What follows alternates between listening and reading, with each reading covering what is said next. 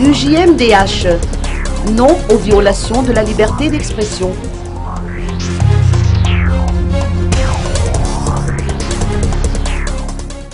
Matavman Aravao Georgine, présidente de l'Union des journalistes malagasy pour les droits humains, ou UJMDH, tire la sonnette d'alarme et interpelle les responsables à tous les niveaux sur les violations des droits humains et sur l'atteinte à la liberté d'expression. L'Union des journalistes pour les droits humains, en abrégé UJMDH, condamne l'attitude des forces armées ou bien de l'État vis-à-vis des professionnels du média qui ont accompli seulement leur travail en tant que journalistes le jour du 28 mars dernier.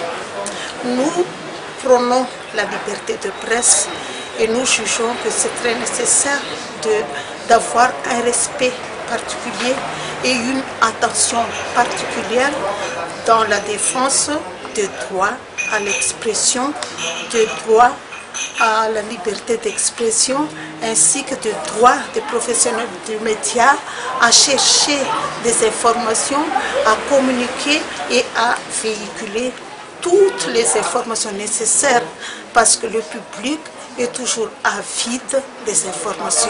Et notre rôle en tant que journaliste, c'est de véhiculer toutes ces informations jusqu'au fin fond des zones, jusqu'au fin fond du peuple, dans tous les coins de la grande île.